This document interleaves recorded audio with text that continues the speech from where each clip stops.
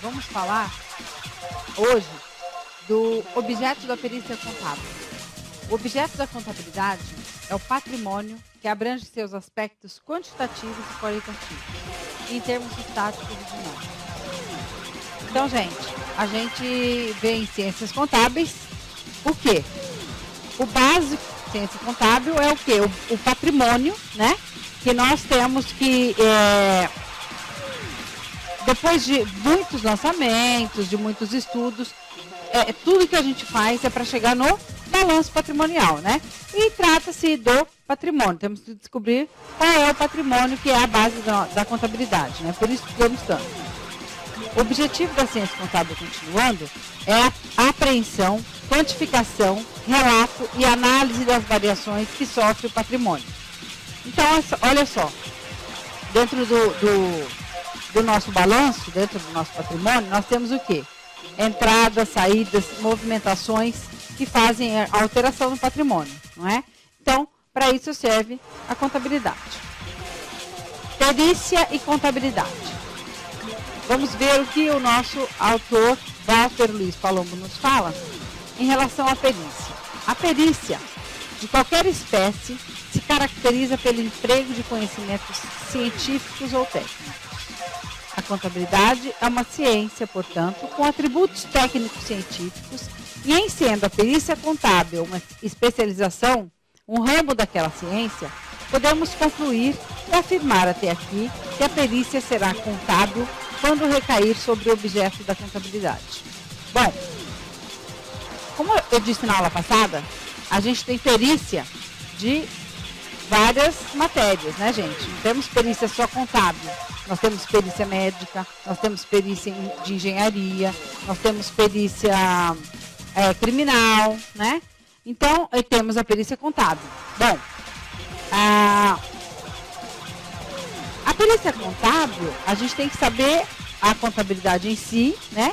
E fazer os cálculos, tá certo? Para fazer cálculo, só o contador que sabe? Não, não é só o contador que sabe fazer cálculo, né? Tem até, inclusive, na vara trabalhista, em algumas varas, em todas as varas, economista, administrador e contador podem fazer cálculo trabalhista, tá? Não precisa ser só o contador. Pode ser qualquer profissional com nível universitário e que tenha registro no conselho de classe. No nosso caso, somos contadores, então a melhor definição que o juiz, a melhor atitude, né, a melhor consciência que o juiz poderia ter, seria escolher apenas contador para ser o perito da vara trabalhista também. Inclusive, vejam só, o meu TCC da pós-graduação em perícia contábil era isso mesmo, né? A gente fez perguntas para os juízes, né? Fizemos um questionário para os juízes, perguntando o que eles acham da perícia trabalhista ser feita só por perito contábil. O que eles acham só os contadores, né? Elaborarem os cálculos. E alguns responderam que achavam que seria importante, interessante, e outros achavam que não. Falaram que se souber fazer cálculo, está ótimo, perfeito, sem problemas. É só ter o curso universitário e ter registro no conselho de classe, né? Então, gente, para nós, contadores, o mais interessante, o mais importante seriam os juízes nomearem apenas os contadores na vara trabalhista, mas não é o que ocorre, né? Já na vara civil, não. Na vara civil, os juízes nomeiam apenas contadores para fazer perícia contábil, né? Engenheiro para fazer perícia de engenharia, médico e assim por diante. Na vara civil, então, só contador pode fazer qualquer tipo de perícia que contenha cálculo, né? Então, só o contador com conselho no registro, como a gente já tinha comentado, inclusive, na terça-feira. Conceito de perícia contábil. Perícia contábil é um instrumento técnico-científico de constatação, prova ou demonstração quanto à veracidade de situações, coisas ou fatos oriundos das relações, efeitos e haveres que fluem do patrimônio de quaisquer entidades. Pessoal, Então, perícia é um laudo, né? É um instrumento, que é um laudo técnico, científico, de constatações. Lembra que eu falei que no nosso laudo a gente só pode colocar alguma coisa que a gente consegue provar? Então, é um laudo de constatação, né? E com isso eu tenho que fazer o quê? Eu tenho que demonstrar a veracidade daquela informação que eu coloquei no meu laudo. Então, perícia contábil é um instrumento técnico-científico de constatação. A norma brasileira de contabilidade, BP01, que é a técnica de perícia 01, ela foi aprovada através da resolução 1243 de 2009 do Conselho Federal de Contabilidade e define o seguinte, em relação à perícia. A perícia contábil constitui o conjunto de procedimentos técnicos científicos destinados a levar à instância decisória elementos de prova necessários a subsidiar a justa solução do litígio ou a constatação de um fato, mediante laudo pericial contábil e ou parecer pericial contábil em conformidade com as normas jurídicas e profissionais e a legislação específica no que for pertinente. Gente, então, na norma brasileira de contabilidade reza isso, né? O que é que tem que acontecer na perícia? O laudo, que a gente já está falando, né? O laudo que tem as provas, que seja verídico, que seja imparcial, né? E que consiga elucidar as dúvidas do juiz para que ele possa tomar uma decisão acertada em cima daquele laudo. Quais são os objetivos da perícia? O objetivo maior da perícia contábil é a verdade sobre o objeto examinado.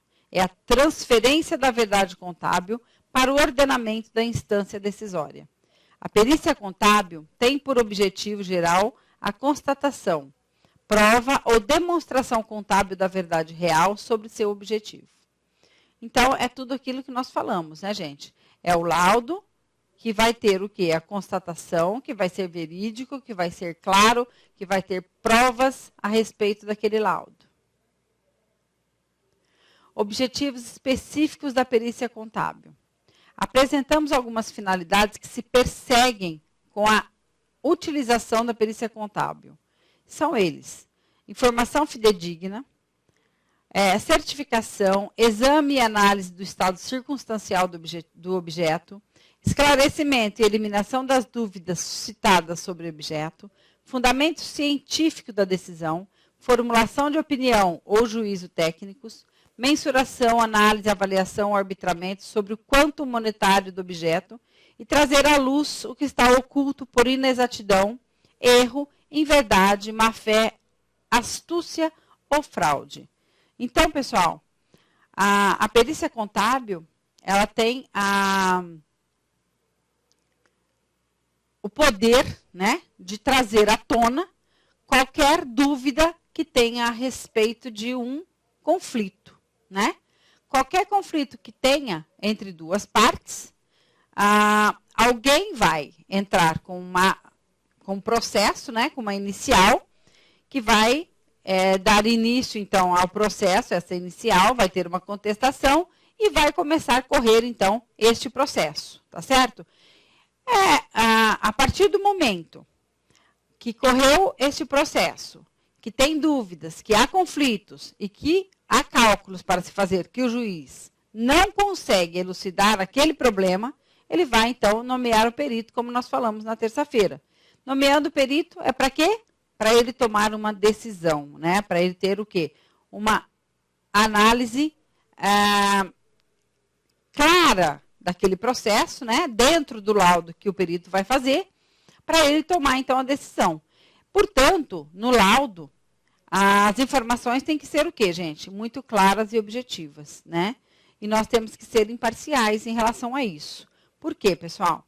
Porque se a gente não for imparcial, o juiz vai tomar uma decisão e essa decisão não vai ser justa. Portanto, nós temos que ser imparciais para que o laudo seja justo. Porque nós estamos trabalhando para a justiça. Portanto, né, nada mais do que ser justos. Espécies de perícia. Podemos classificar as espécies de perícia em perícia judicial, perícia semijudicial, perícia extrajudicial e perícia arbitral. Perícia judicial. A perícia judicial é aquela realizada dentro dos procedimentos processuais do Poder Judiciário por determinação, requerimento ou necessidade de seus agentes ativos. Bom, então a perícia judicial é aquela que nós estamos falando aqui desde a aula anterior, né, gente? A perícia judicial é aquela que está dentro do quê? Dentro da justiça, dentro do Poder Judiciário, né? Que é dado entrada nesse processo, ele corre, né?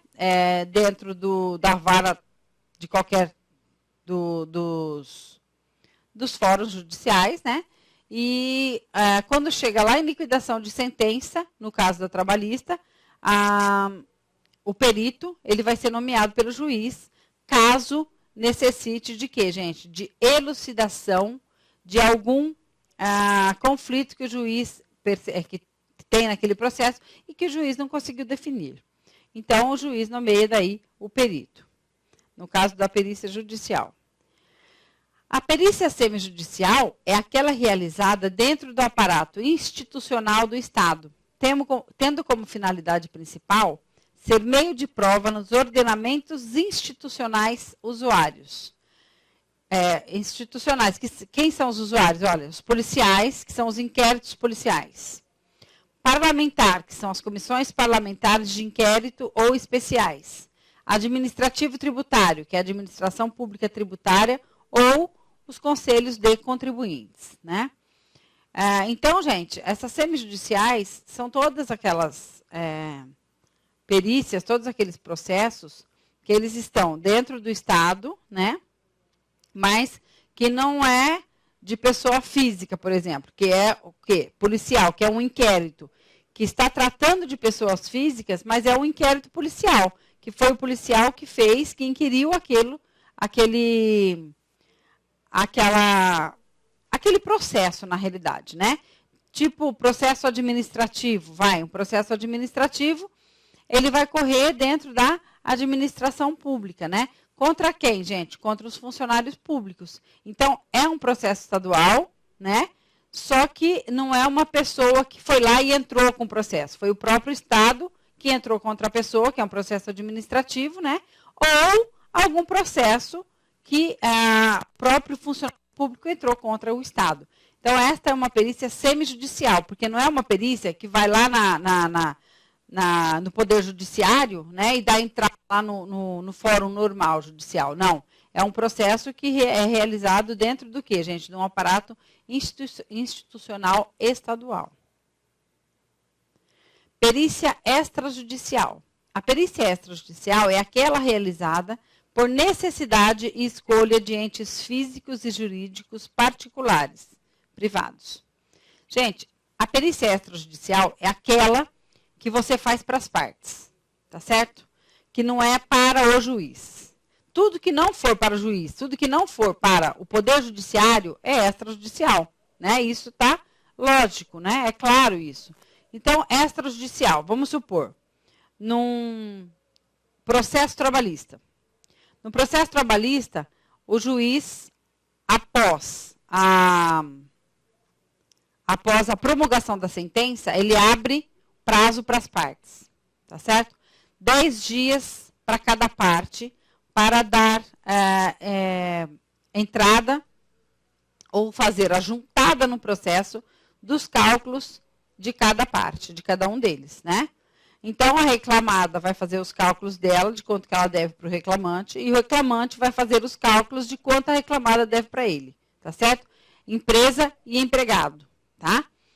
Então, quando o advogado contrata o perito assistente, né, assistência técnica, o perito assistente técnico vai lá, faz o cálculo e verifica quanto é que o empregado tem a receber da empresa. E a mesma coisa o assistente técnico da empresa, né? O advogado da empresa vai lá, contrata um assistente técnico, né, um perito assistente técnico, e vai fazer o cálculo de quanto a empresa tem para pagar para o empregado. Lembra que eu falei outro dia que a empresa sempre acha que tem pouco para pagar e o empregado sempre tem muito para receber? Então, é isso. Quem faz esse cálculo é o perito assistente técnico, né? Então, gente, o perito assistente técnico, ele tem que ser imparcial? Lembra? Eu falei, não, ele tem que ser totalmente parcial, né? Ele tem que fazer o cálculo direcionado para o cliente dele, tá certo? Para o reclamante ou para a reclamada, né? Então, por isso que o reclamante sempre tem mais para receber, a reclamada tem menos para pagar, porque na hora de fazer o cálculo, o perito assistente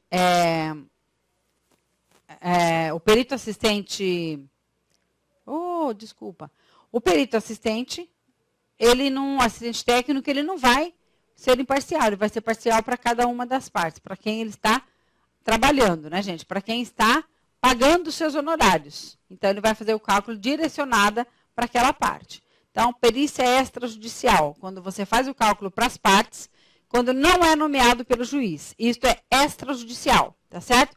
E que você não precisa ser o quê? Imparcial. Você pode ser totalmente parcial, puxando sardinha para o seu cliente.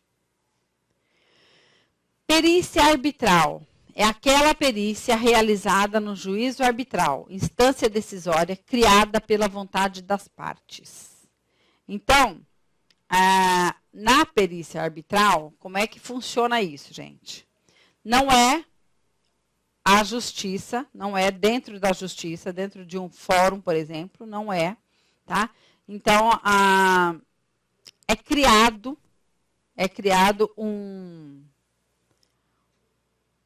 local onde vai ser o quê? Feito um acordo entre as partes, digamos assim, né? Então, eles vão chamar um perito, tá certo? Ou um perito assistente, né? Para ir fazer o quê, gente? Para ir fazer os cálculos de cada parte, né? E vão fazer uma conciliação. Então, na realidade, a perícia arbitral faz o cálculo e tenta fazer uma conciliação fora da justiça, tá certo? Bom, pode não dar certo isso? Pode não dar certo isso, né? Daí o que acontece? Vai ter que ir para a justiça, não tem jeito. Vai ter que ir lá para o fórum mesmo para resolver na justiça simples, tá certo? Não tem jeito. Mas, na maioria das vezes, quando entra numa perícia arbitral, né, num fórum arbitral, resolve-se ali mesmo e pronto. Qual é a diferença, gente, de um poder judiciário e de um fórum arbitral?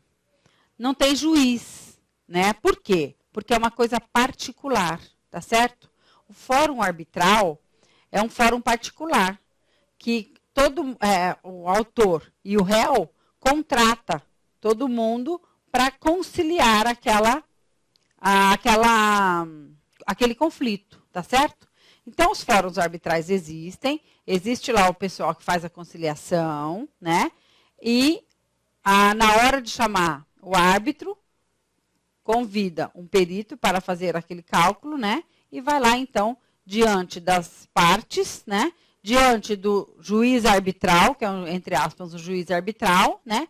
Vai diante desse juiz arbitral e resolve ali aquele conflito, tá certo? Através de uma conciliação. Fala, olha, eu calculei isso aqui, o outro calculou aquele outro valor, eu calculei X, ele calculou Y, o que é que nós vamos resolver? Então, esse juiz arbitral vai ser o conciliador entre as partes, tá certo? Cada um com seu cálculo e vai resolver, então, isso amigavelmente, digamos assim, né? Então, isso é a perícia arbitral. Perícia judicial, áreas de atuação, na Justiça Federal e na Justiça Estadual, né? Justiça Federal tem a civil, a criminal, o previdenciário, a execução fiscal, a trabalhista e alguns outros, né? Dentro da civil, por exemplo, né, do Fórum Federal, nós temos aí vamos falar o cálculo habitacional. Lembra que eu falei do cálculo da habitação? Que geralmente, pessoal, quando faz um financiamento para a compra da casa própria, o juro não é o mais justo possível, né? Então, pode-se entrar com processo? Pode entrar com processo, né? O Fórum Criminal, né, que é federal, tá certo? Que tem aí as perícias criminais. O Fórum Previdenciário, né, que é o quê? Aposentadoria, revisão de pensão, né?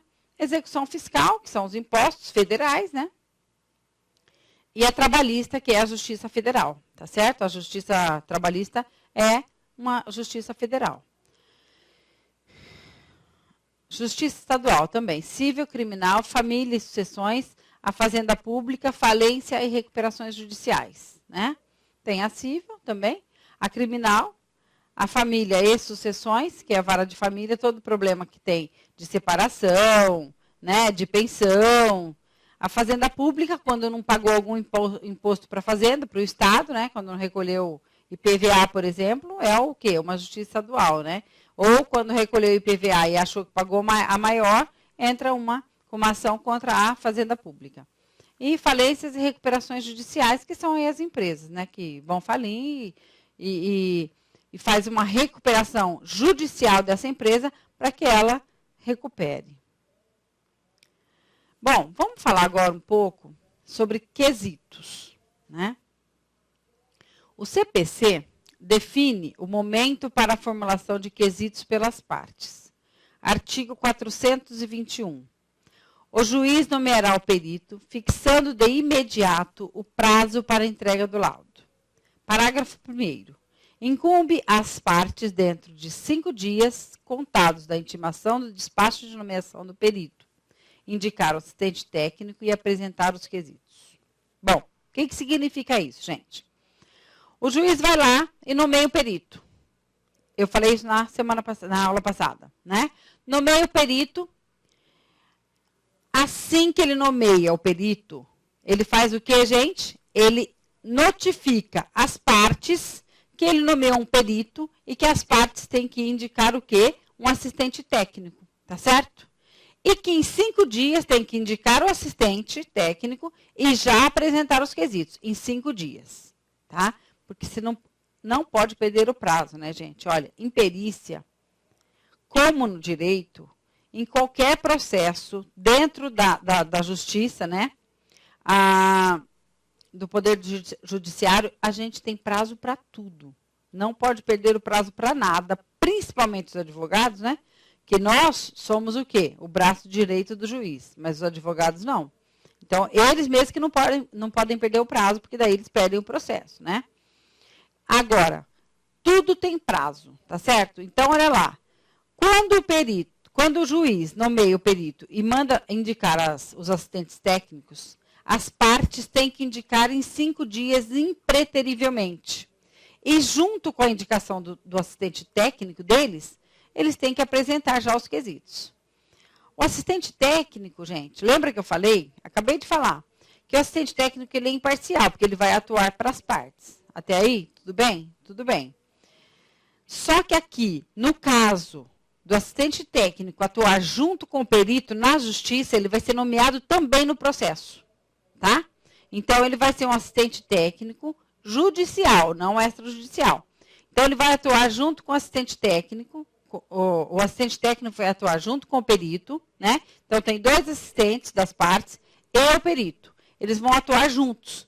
O perito, tudo o que ele for fazer, todo o prazo que ele tem para fazer qualquer coisa dentro do laudo, qualquer informação, qualquer diligência que ele for fazer, ele tem que avisar os assistentes técnicos, tá?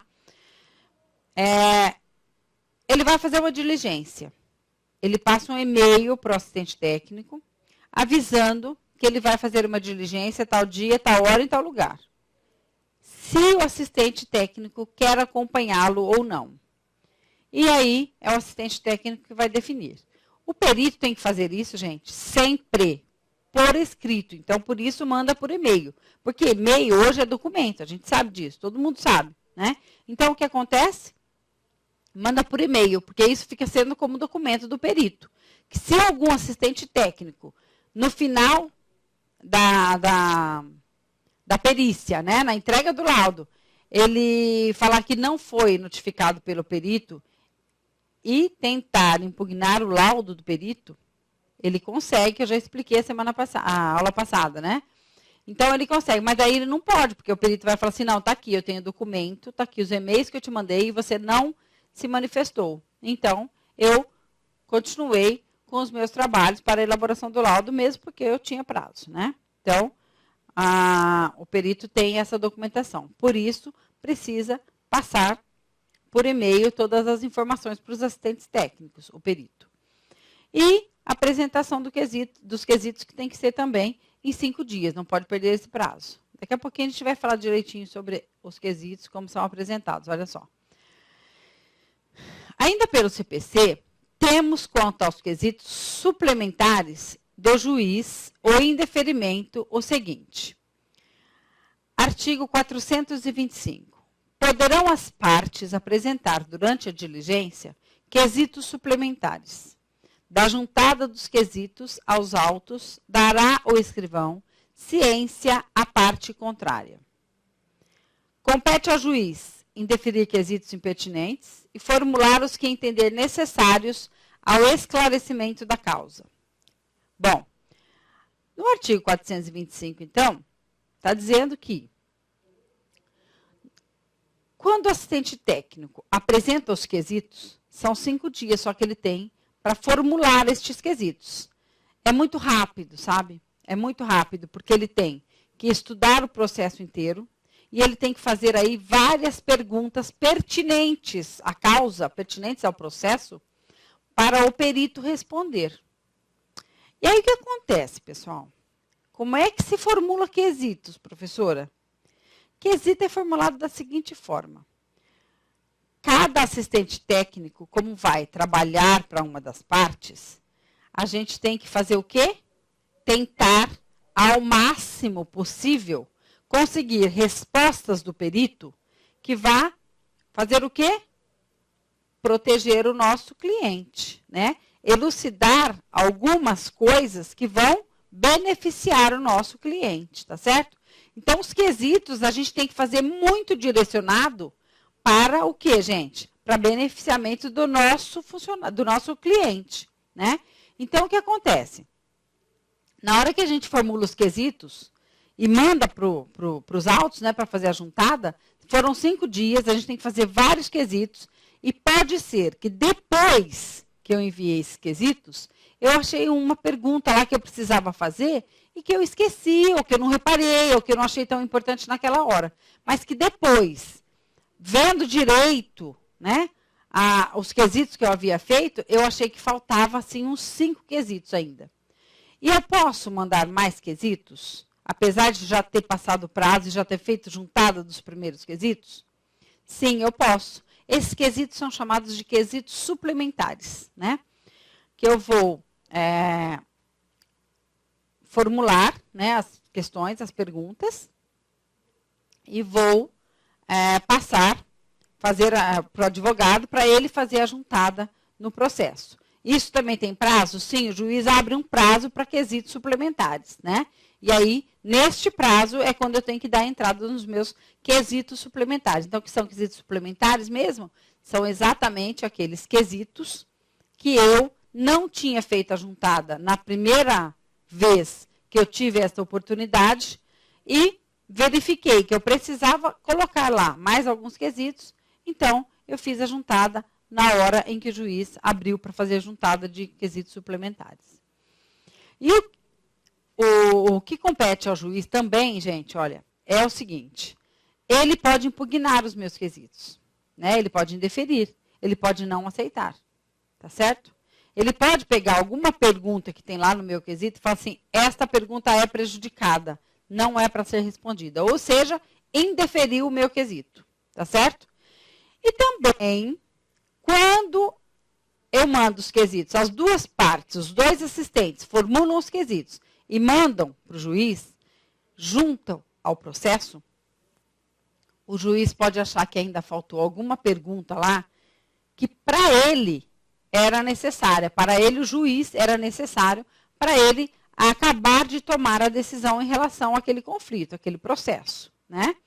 Então, o que ele faz? Ele formula o quesito, ele faz a pergunta, que não ficou claro, que todo mundo fez pergunta, todo mundo respondeu, mas faltou 2 questões, por exemplo, que para mim faltaram, não ficou claro, eu preciso saber isso. O juiz, então, também pode formular quesito para o perito responder, tá certo? E esses quesitos, gente, não tem número de quesitos, o máximo ou mínimo, não tem. Cada um faz o número de quesitos mínimo ou máximo que queira, as partes, né? E o perito é obrigado a responder. Por quê? Isso faz parte do laudo, da elaboração do laudo, né? Ele é obrigado a responder os quesitos. E aí eu conto para vocês mais uma coisa. Quesito só tem na vara civil, né? Só tem na justiça civil, não tem na justiça trabalhista. Quesito não tem, tá certo, gente? Como eu disse para vocês na terça-feira, a vara trabalhista é um pouco diferenciada da vara civil. Nesse aspecto, por exemplo, né? Na vara trabalhista não tem quesito, só na vara civil, tá certo? Quando precisa de algum esclarecimento na vara trabalhista, o que acontece? Os advogados, ou seja, os advogados das partes, eles entram com petição solicitando ao juiz que seja esclarecido algum ponto que está obscuro, tá certo? Aí, isso direcionado ao perito ou direcionado ao próprio juiz, tá certo? Aí é feito através de petição pelos próprios advogados das partes. Então, não tem quesito. Por quê? Porque também não tem assistente técnico, tá certo? Eu já tinha dito outro dia que não tem assistente técnico na vara trabalhista, tá certo? Só na vara civil. Geralmente, o assistente técnico na vara trabalhista só atua na hora da liquidação de sentença que o juiz abre para as partes, para cada um fazer o seu cálculo. Se há divergência muito grande entre o cálculo das partes, então aí ele nomeia o juiz. O perito, desculpa, o juiz nomeia o perito, né? Se, por exemplo, num cálculo trabalhista, as duas partes, ou seja, os dois assistentes técnicos, fizeram os cálculos para o reclamante e para a reclamada, e foi um valor muito parecido, o juiz nem precisa nomear perito, né? Ele homologa aquele valor, tá certo? Um dos dois valores, porque são muito parecidos, então não vai fazer diferença. Ele não precisa nomear perito. Porque, geralmente, na vara trabalhista, quando o juiz nomeia perito, quem paga é quem perde, né? Quem sucumbe da ação, tá certo? Quem perde paga. Na civil, não. Na civil, quem paga o perito, quem paga a perícia, é quem solicita a perícia. Pode ser o autor ou o réu. Nós vamos falar de honorários um pouco mais para frente. Continuando aí com os quesitos, olha lá, as características dos quesitos são perguntas, foco no objeto em discussão e análise de questões técnicas, tá? Então, já falei, né, que quesitos são perguntas que a gente formula de acordo com o processo, de acordo com a causa, né? Estas perguntas, elas têm que ter foco no objeto em discussão, ou seja, foco naquele processo, foco naquele conflito, tá certo? Não vou perguntar num processo que é de um cartão de crédito, por exemplo, né? Cartão de crédito tem lá um processo contra a administradora do cartão de crédito, tá certo? E os assistentes técnicos, né, os peritos assistentes, vão fazer o quesito. Aqueles quesitos têm que dizer respeito a quê, gente? Ao cartão de crédito. Eu não vou formular uma pergunta perguntando de um cálculo habitacional, por exemplo, porque não tem nada a ver. Eu não posso falar dos juros. Me explique, senhor perito. Esclareça, senhor perito. A respeito dos juros da casa própria. Não, eu estou falando de cartão de crédito. Então, eu tenho que pedir os juros para o perito esclarecer os juros do contrato do cartão de crédito, né? Daquela administradora. Então, tem que ser o quê, gente? Tem que ter foco no objeto em discussão. Eu tenho que falar o quê? Fazer as perguntas direcionadas ao cartão de crédito. Por isso, nós temos que ter o processo em mãos, tá certo? E nós basearmos naquela análise do processo que nós fizemos, tá certo? Por isso, temos que estudar o processo antes de elaborar as perguntas, para não perguntar qualquer coisa, né? Não pode. O juiz vai o quê? Vai indeferir, ele vai impugnar. E análise de questões técnicas, né? Gente, nós temos que perguntar, foi o que eu falei, sobre o cartão de crédito, né? Naquele mês, qual foi o juro daquela administradora? No mês 5, no mês 4, qual foi? Então, é uma questão técnica que o perito tem que responder, né? E ele tem que responder o quê? Tecnicamente, né? senhor perito queira esclarecer por quantos meses ficou concordado que seria esta taxa de juro que foi cobrada neste cartão de crédito durante estes meses. Então, é o quê? Uma análise, uma questão técnica, né? Que só um perito contábil consegue responder, porque fala de juro, fala de cargo, fala de número, tá certo? Formulação dos quesitos, gente, olha, é formulado pelas partes ou pelo juiz. Eu já disse isso. Auxílio ao perito para a condução da perícia. Tem que ter o quê? O auxílio do perito, né? Porque, gente, é ele que vai elaborar o laudo. Então, ele tem que conduzir os assistentes técnicos, né? Apresentação de perguntas que possam comprovar os fatos alegados pela parte. Então, o que eu tenho que fazer? O meu cliente é o autor dessa ação, tá certo? E a outra parte é a administradora do cartão de crédito. O que acontece? Eu sou o perito assistente do autor, tá certo? Eu tenho que perguntar o quê para o perito? Eu tenho que fazer alguma pergunta que vai esclarecer para o juiz que o meu cliente tem razão. Olha lá, apresentação de perguntas que possam comprovar os fatos alegados pela parte. Então, eu tenho que fazer uma pergunta que vai comprovar que o meu cliente tem razão, que o autor tem razão. Então, eu vou perguntar, no mês de setembro de 2011, o meu cliente pagou R$ 5.500 na fatura dele.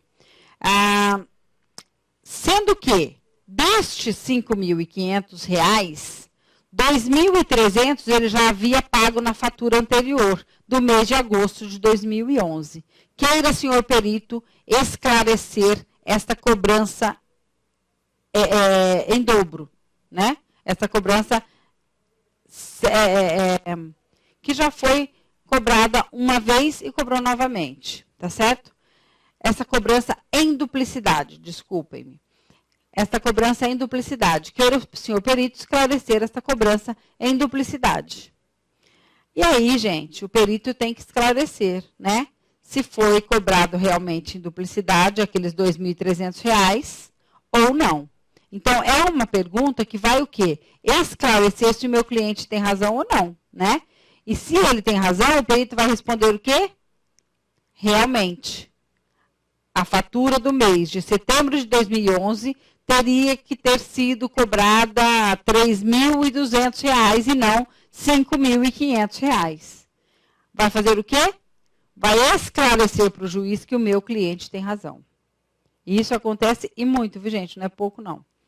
Questionamentos técnicos, claros e objetivos. Então, você não precisa dar uma volta ao mundo para perguntar essa questão, por exemplo, que o pagamento de setembro foi cobrado em duplicidade, o valor de R$ 2.300. Tem que ser claro e objetivo. Evitar perguntas fora do objeto de trabalho da perícia e da área técnica, jurídicas e de opinião pessoal, né? Gente, objeto de trabalho da perícia e da área técnica. Outro dia eu falei, vou comentar novamente, o seguinte. A jurídica, aqui no caso, é para quando é o advogado que vai fazer alguma pergunta, tá certo? Não para o perito, e sim para o juiz. O assistente técnico vai fazer pergunta para o perito. Ele só tem que fazer pergunta técnica contábil. Ele só tem que fazer pergunta relativa ao processo. Ele só tem que fazer pergunta que estão nos autos. Porque, caso isso não ocorra, o perito vai responder que aquela questão está prejudicada e não vai responder, né? Se for, por exemplo, uma pergunta jurídica, às vezes os assistentes fazem isso. Os assistentes técnicos fazem uma pergunta que tem que ter uma base jurídica para responder. Não que não tenha que ter uma base contábil, tem que ter também. Só que para responder aquela base contábil, ele tem que ter uma base jurídica. Ele tem que falar de lei para responder aquela questão, né? E aí, gente, apesar de ter uma parte de resposta contábil, o perito não pode responder. Sabe por quê? O perito, ele não pode responder nada que seja de direito, né? Porque nós somos formados em contabilidade e não em direito. Então, a gente não pode falar de lei. A gente não pode se fundamentar numa lei, tá certo? No laudo, não, né? Então, quando a pergunta tem que ter uma resposta jurídica, a gente não pode responder. A gente vai colocar lá que esta questão está prejudicada. Ponto. O juiz já vai saber, né? Por quê? Porque foi uma pergunta jurídica. Eu não posso falar de lei. Eu não sou advogado, tá certo? Eu posso fundamentar uma resposta minha numa lei do CPC que diz respeito à perícia. Aí sim, eu vou fundamentar naquela lei. Ou eu posso me fundamentar numa lei que está lá no CPC e que diz respeito àquele processo, mas não àquela pergunta do assistente técnico. Todas as vezes que o assistente técnico fizer uma pergunta que tem que ter uma resposta jurídica, eu tenho que colocar que aquela resposta é prejudicada. Tudo que não diz respeito ao processo, gente, a resposta é prejudicada. E o juiz já sabe disso, a gente não precisa escrever, é só colocar resposta prejudicada, né? E aí, olha lá, respostas aos quesitos. Pelo perito judicial em seu laudo pericial. Auxílio no roteiro de trabalho do perito. Apresentação de respostas técnicas, claras, objetivas e fundamentadas. Evitar respostas fora do objeto do trabalho, fora dos limites da ação proposta e da área de conhecimento do perito, jurídicas e de opinião pessoal. Então, pessoal, olha só. Na verdade, os quesitos, né? O perito tem que responder e vai utilizar no seu laudo pericial. Ele auxilia o trabalho do perito, né? Os quesitos auxiliam o trabalho do perito. Por quê? Porque vai ter um roteiro, né? Vão ter aquelas perguntas e o perito, em cima daquelas respostas, ele já vai estar fazendo um estudo em cima do laudo dele, em cima do processo, né? Para o quê? A elaboração do laudo. Então, colabora, na realidade, na feitura, na elaboração deste laudo, né? E também tem que ter o quê, gente? Respostas técnicas, claras e objetivas. Eu não preciso dar a volta ao mundo para dar uma resposta que a taxa de juro do mês de fevereiro a julho, né, foi de 13,5%. Eu não preciso dar a volta ao mundo para falar isso, tá certo? Eu preciso ser clara e objetiva. E técnica, né, gente? E não respondo nada fora do meu limite da ação proposta, né? Tá certo? Não posso responder nada que não diz respeito à minha, o quê, gente? Competência, né? Ao meu conhecimento técnico e científico. Eu não posso, né? Eu não conheço de lei.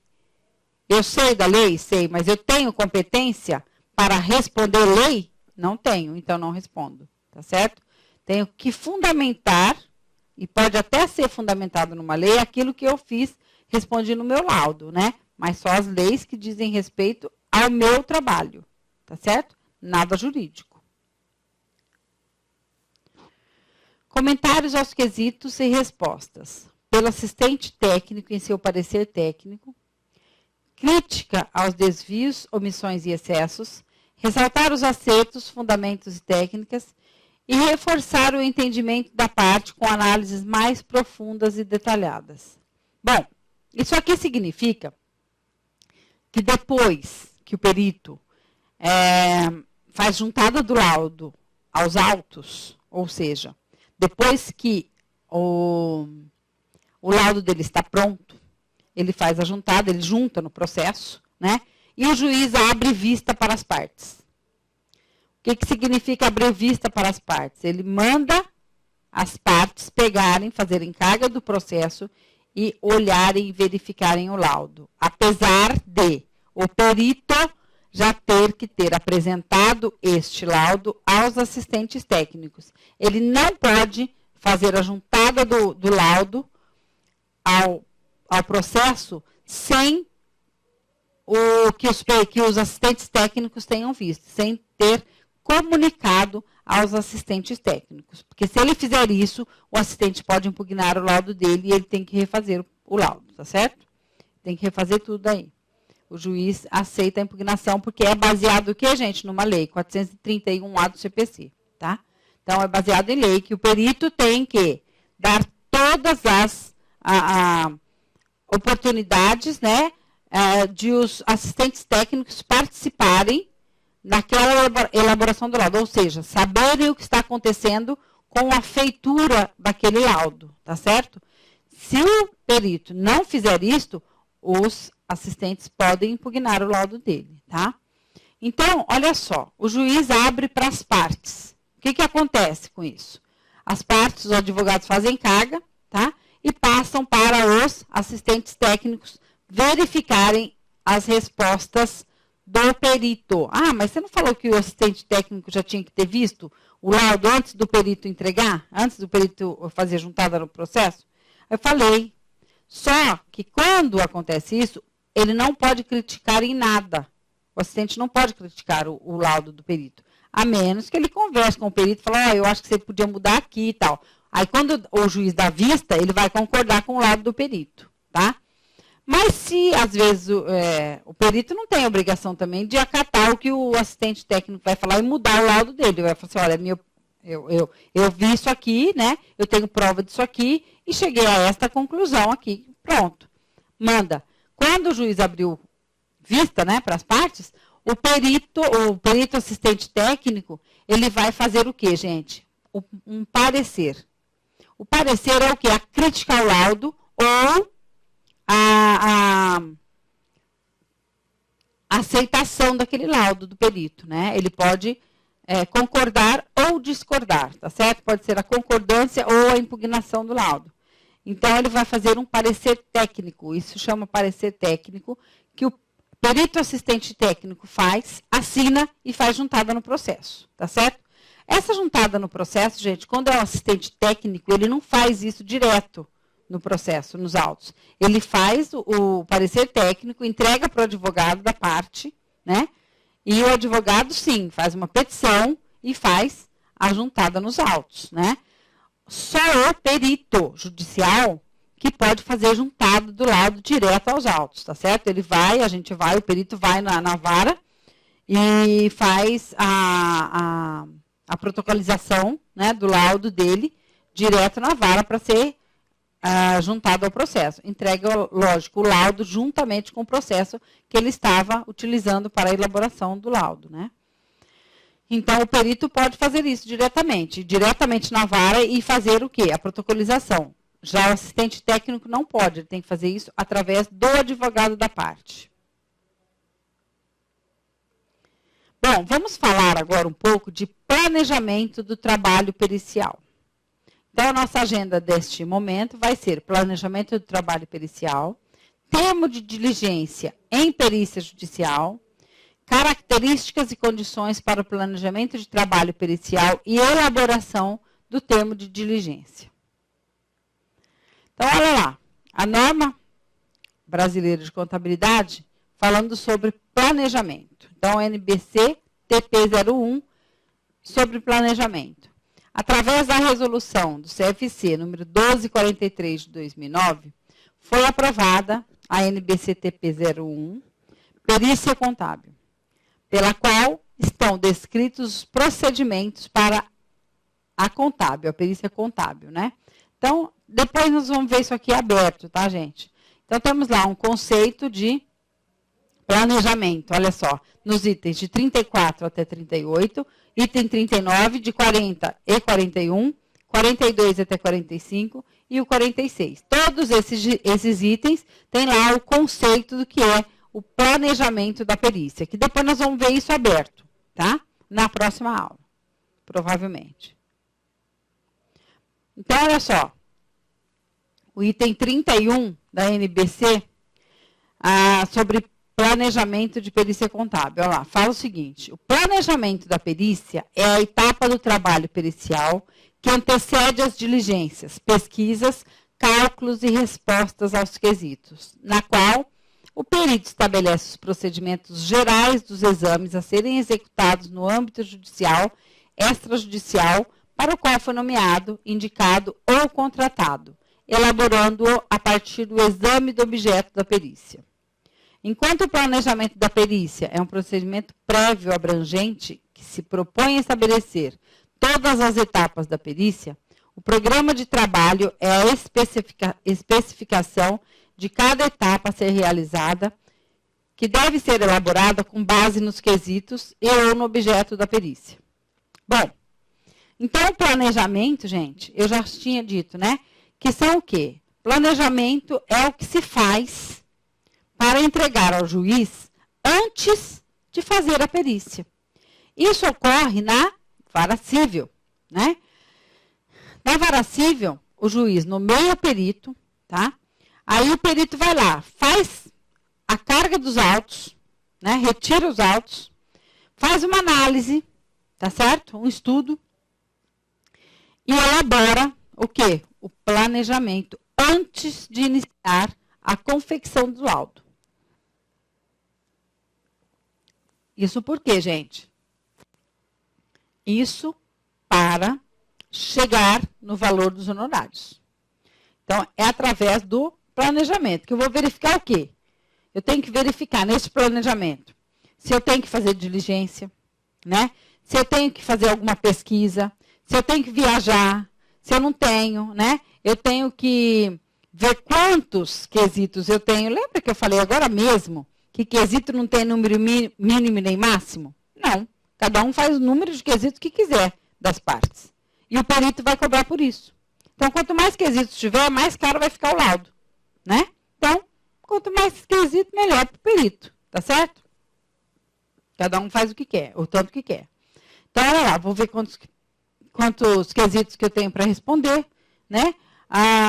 Então, quer dizer, eu vou estabelecer, eu vou falar qual é a minha metodologia de trabalho para o juiz, tá certo? Eu vou colocar tudo nesse planejamento aí. E vou precificar essas coisas, né?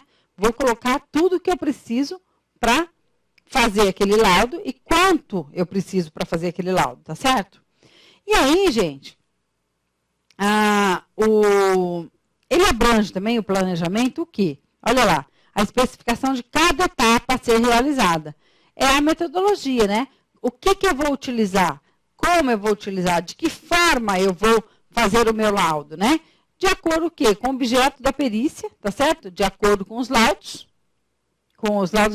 De acordo com o processo, de acordo com os autos, né? E de acordo com os quesitos que eu tenho para responder. Então, aí vou fazer o quê? Isso aqui significa o tempo que eu vou utilizar para elaborar o meu laudo. Enquanto laudo, tá certo? Fora as viagens, fora as diligências que eu vou ter que fazer, né? Que as diligências, geralmente, demoram um pouco mais. Mas aí eu vou ver aqui quanto tempo eu vou gastar e quanto eu vou cobrar. É aí que eu vou falar para o juiz qual vai ser o valor dos meus honorários, né?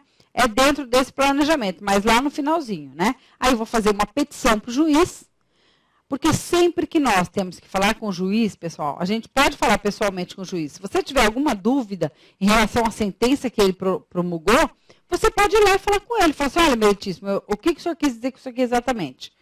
Né? O juiz vai te atender? Vai, ele vai te atender. E ele vai te explicar o que é que está escrito lá, o que ele quis dizer com aquilo naquela sentença. Tá? Seja na vara civil, na vara trabalhista, em qualquer vara, gente. O perito, ele tem toda a liberdade de ir falar com o juiz e perguntar o que o juiz quis dizer naquela sentença, naquela frase que ele colocou, naquela decisão que ele tomou, né? E o juiz vai esclarecer para o perito. Por que isso, gente? É muito melhor nós irmos falar com o juiz do que a gente fazer errado, né? Entregar um laudo errado porque eu não entendi o que está. Eu achei que estava isso. Eu tenho que achar? Não, eu não tenho que achar nada, né? Eu tenho que ter certeza do que está escrito lá. Porque aquilo é um documento, né? Então, eu tenho que ter certeza do que está escrito lá e calcular, fazer o meu trabalho, fazer o meu laudo em cima da sentença do juiz. Porque senão não está certo isso, né? Então, é aí que nós vamos cobrar, então, gente, através desse planejamento, que nós vamos cobrar os nossos honorários daquele laudo, daquela perícia, né? Continuando aí com o planejamento, olha lá, no item 33, né, da NBC, temos lá, os objetivos do planejamento da perícia são conhecer o objeto da perícia, a fim de permitir a adoção de procedimentos que conduzam à revelação da verdade, a qual subsidiará o juízo, o árbitro ou o interessado a tomar a decisão a respeito da lide. Definir a natureza, a oportunidade e a extensão dos exames a serem realizados em consonância com o objeto da perícia, os termos constantes da nomeação, dos quesitos ou da proposta de honorários oferecida pelo perito. Estabelecer condições para que o trabalho seja cumprido no prazo estabelecido. Identificar potenciais problemas e riscos que possam vir a ocorrer no andamento da perícia. Identificar fatos que possam vir a ser importantes para a solução da demanda de forma que não passem despercebidos ou não recebam a atenção necessária. Identificar a legislação aplicável ao objeto da perícia. Estabelecer como ocorrerá a divisão das tarefas entre os membros da equipe de trabalho e sempre que o perito necessitar de auxiliares. Facilitar a execução e a revisão dos trabalhos. Então, gente, o planejamento serve para a gente mostrar para o juiz, para a gente apresentar para o juiz o porquê que nós estamos cobrando aquele valor de honorário. E também serve para a gente, como perito, para utilizar de que forma? Para utilizarmos como um checklist, né? Então, na hora de elaborar o laudo, a gente pode utilizar o nosso planejamento, né? Para fazer um checklist, isso já foi. Nossa, eu pulei isso aqui, eu não podia ter esquecido disso aqui. E eu pulei, né? Eu não posso. Então, vamos voltar e vamos fazer isso aqui, né, gente? E também, o planejamento serve para quê? Uma coisa importantíssima, né, gente? Dentro do planejamento. A gente planeja, por quê? Também. Porque dentro do nosso planejamento, nós vamos verificar o tempo que nós vamos utilizar e se nós vamos precisar pedir dilação de prazo para o juiz. Lembra da dilação de prazo? Que a gente só pode pedir uma vez? Eu preciso de mais 90 dias para dilação de prazo. Vou pedir isso em 3 vezes de 30 dias? Não. Vou pedir em uma vez de 90. Ponto. Né? Não posso ir toda hora lá e falar para o juiz, olha, eu vou ter que ficar mais 30, tá? Posso ficar mais 30 dias? Aí o juiz dá um despacho e fala, sim, pode ficar, tá. Aí daqui a pouco mais 30. Faço outra petição, o juiz vai lá e dá outro despacho. Quer dizer, não dá, né? Fica complicado, porque o juiz está perdendo o tempo dele e nós estamos perdendo o nosso. Então, já faço esse planejamento e já verifico quanto tempo é que eu vou precisar de dilação de prazo, de pedir a mais para o juiz para conseguir elaborar esse laudo, né? Então, por isso também é importante o planejamento do laudo. Pedido de documentos em perícia judicial. Conforme o que consta do Código do Processo Civil, temos, quanto ao pedido de documentos, lá no artigo 429 do CPC, o seguinte: para o desempenho da sua função, podem o perito e os assistentes técnicos utilizar-se de todos os meios necessários, ouvindo testemunhas, obtendo informações, solicitando documentos que estejam em poder de parte ou em repartições públicas, bem como instruir o laudo com plantas, desenhos, fotografias e outras quaisquer peças, né? Então, gente, tem lá, né? Para a gente solicitar o documento, só um minutinho, Walter, parou o cronômetro. Para a gente solicitar os documentos, a gente pode pedir, sim, claro que a gente pode pedir, de qualquer empresa, de qualquer repartição pública, né? Mas só que isso, gente, sempre através do juiz, né? Através de petição e através do juiz, tá certo? Porque o juiz é que vai notificar, né, a parte de qual documento, né, é necessário, de qual documento a gente necessita, né? E a parte fica, então, obrigada a entregar este documento para o perito. Bom, o que acontece, então, professora, se não me entregarem o documento que eu pedi? Eu faço o quê daí? Não faz, né? Para o laudo, ou seja, não para o laudo, continua o laudo, mas aqueles documentos que não foram entregues, foram solicitados, não foram entregues, a gente não vai fazer o laudo em cima daqueles documentos, ou seja, nós não vamos falar nada a respeito daquilo.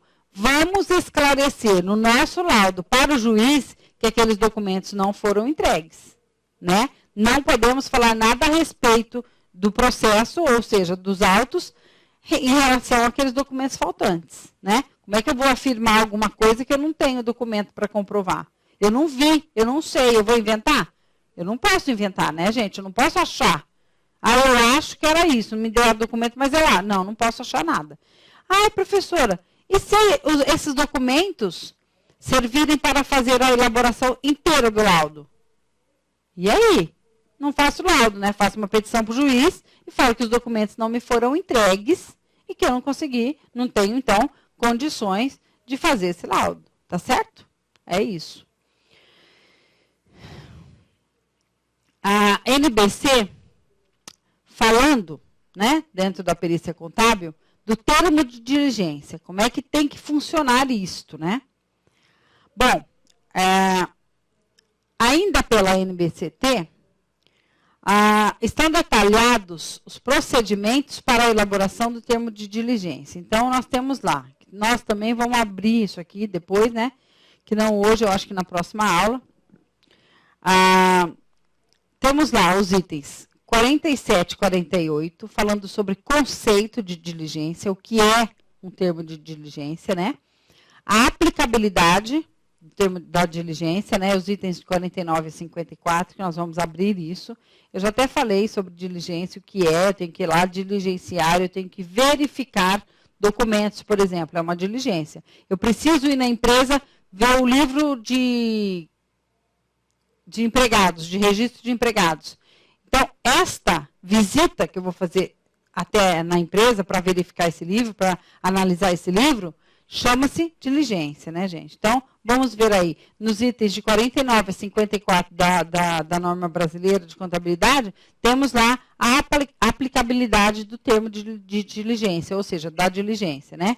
E a estrutura, que são os itens 55 e 56. Como é que é a estrutura desse termo? Como é que eu peço isso? Como é que eu faço isso, né? Então, nós vamos ver aí como é que tem que ser a estrutura desse termo de diligência. Ainda falando de termo de diligência, aqui acho que nós vamos ver agora, ó, 47, 48, nós vamos ver nessa aula que já abri.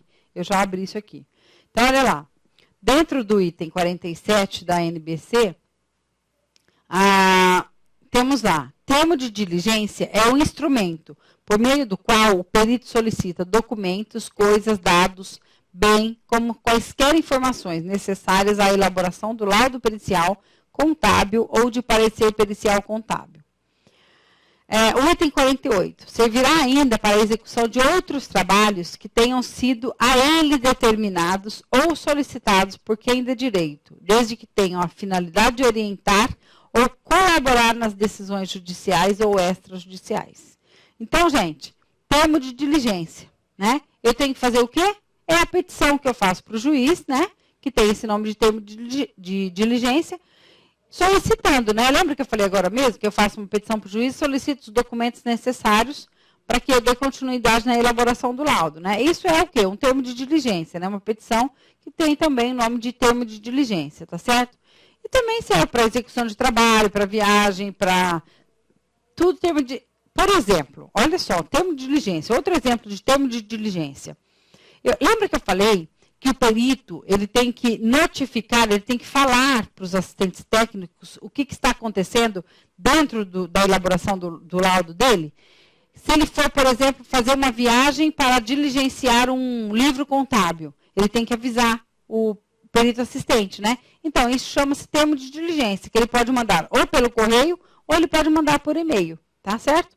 Então, antes, quando não tinha tanto essa globalização toda aí, com e-mail, com essa parte toda de informática, né, informatizado, os peritos tinham que mandar essa notificação, esse termo de diligência para os assistentes técnicos pelo correio, né? Por quê, gente? Porque aí ele mandava através de carta registrada e ele tinha o comprovante de que ele mandou e de que o perito assistente recebeu, né? Mas ele tinha que mandar o termo de diligência de qualquer forma.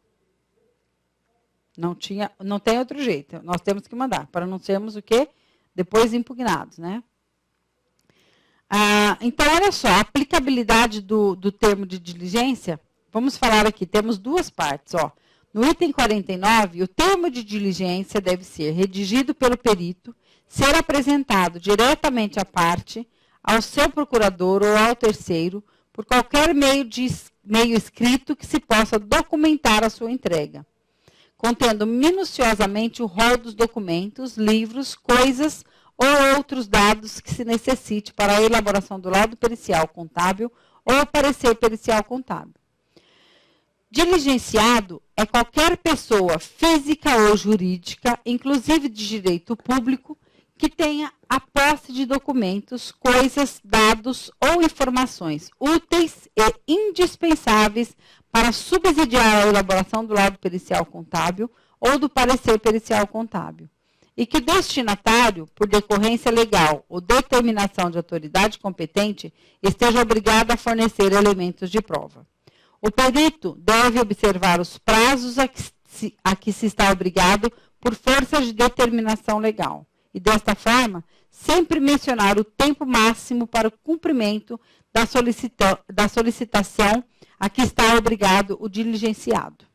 Bom, isso aqui tudo, trocando em miúdo, significa o seguinte, que quando o perito manda um termo de diligência para o assistente técnico ou para o juiz, ou para o juiz notificar a empresa, por exemplo, né, a outra parte, ou caso ele mande direto para a parte,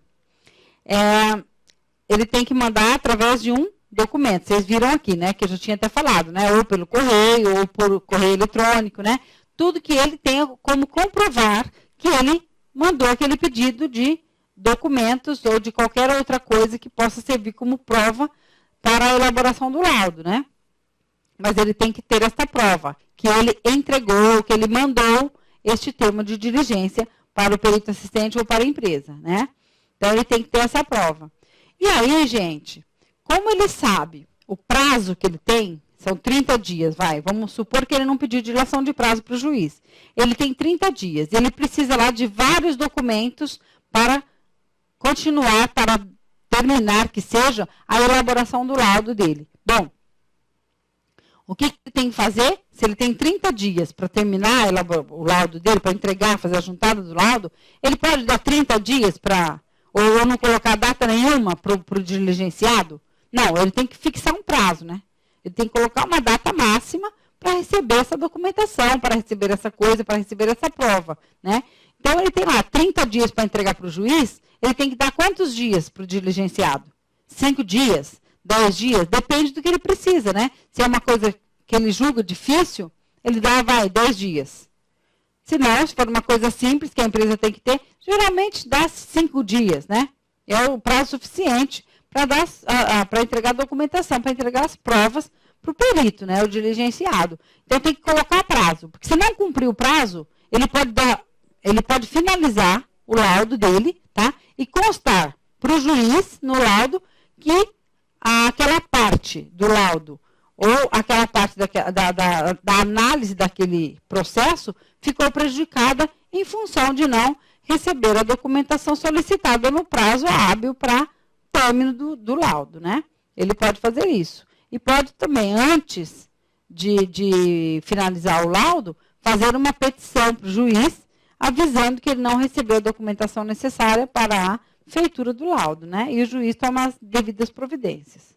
Ou o juiz mandar aumentar o prazo, né? Dar a dilação de prazo, já mesmo sem o perito solicitar, ele já homologa isso, né? Aumenta o prazo, prorroga o prazo do perito, dizendo que ele pode esperar mais um tempo e notifica a outra parte. Por exemplo, isso pode acontecer também, né? Mas o perito tem que avisar o juiz. Ou finalizar o laudo, falando que estava o quê? Prejudicada aquela análise daquela parte do processo.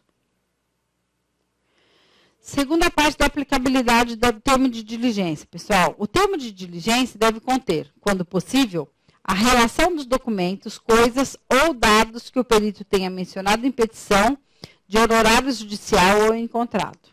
Deve ser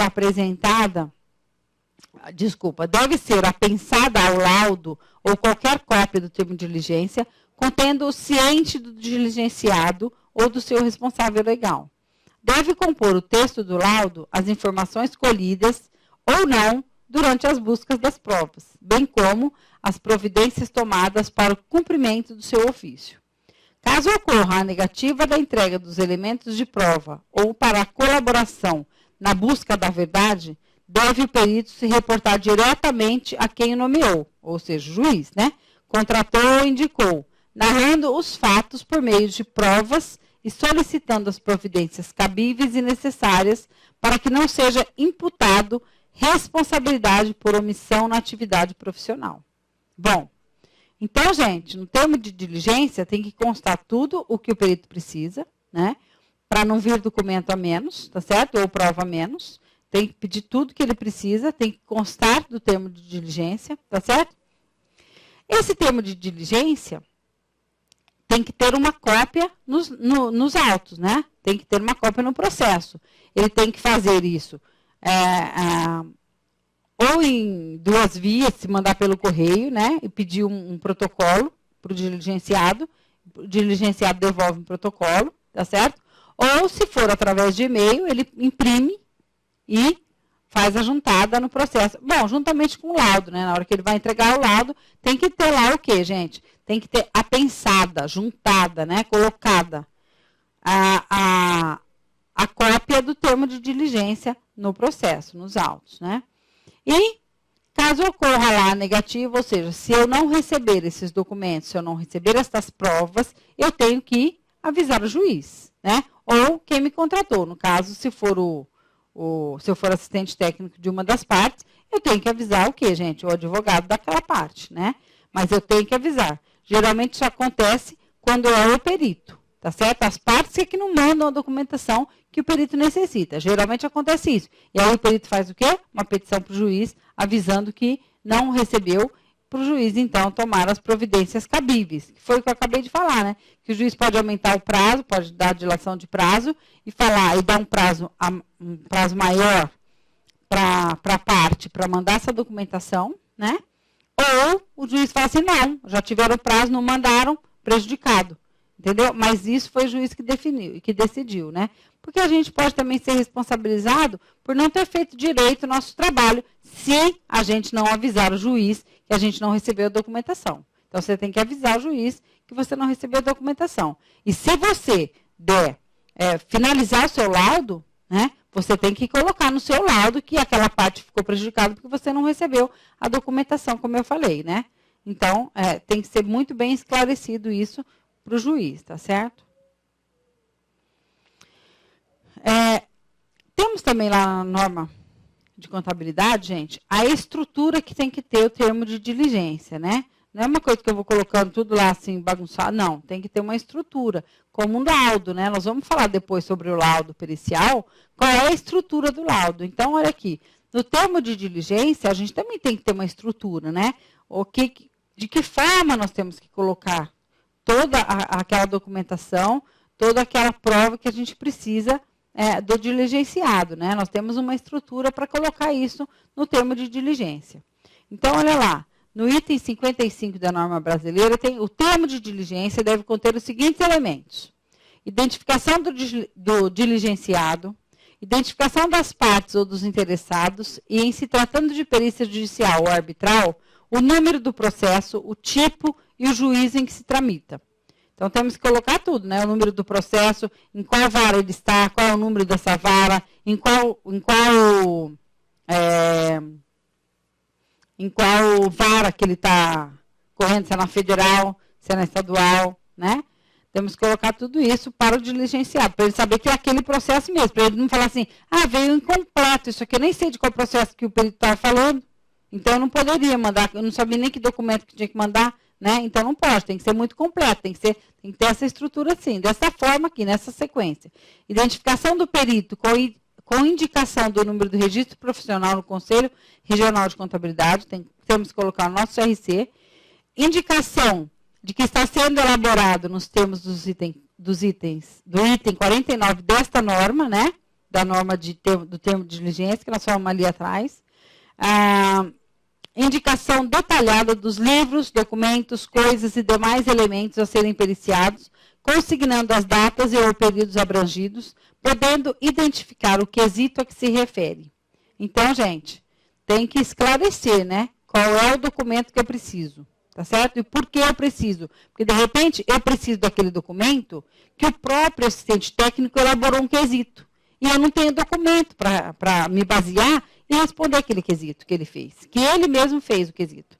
Então, eu tenho que falar para ele, falar assim, olha, foi feito aqui um quesito por vocês mesmos, né?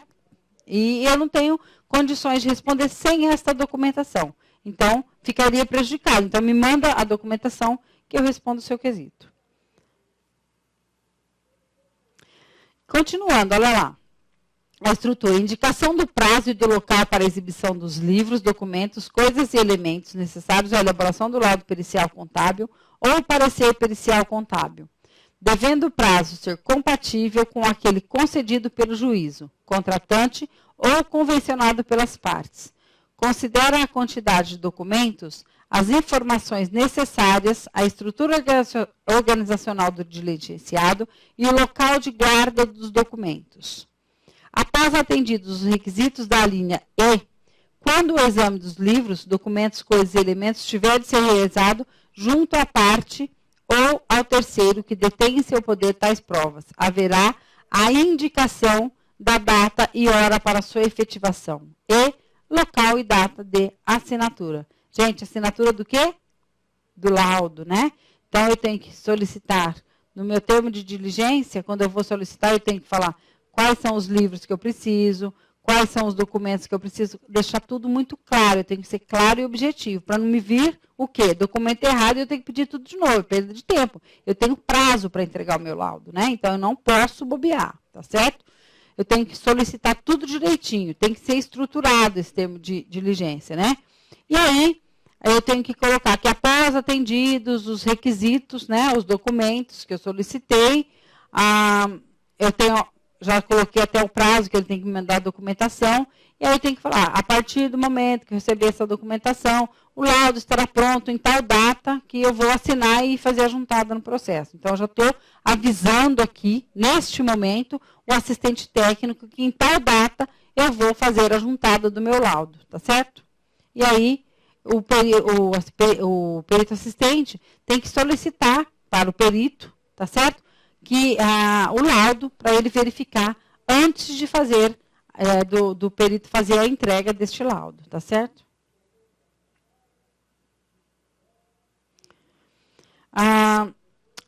No item 56, o perito elaborará o termo de diligência, podendo adotar os modelos sugeridos em anexo ao final da norma. Então, no final dessa norma, tem lá, gente, o modelo 1, 2 e 3 do termo de diligência na perícia judicial, extrajudicial e arbitral, tá?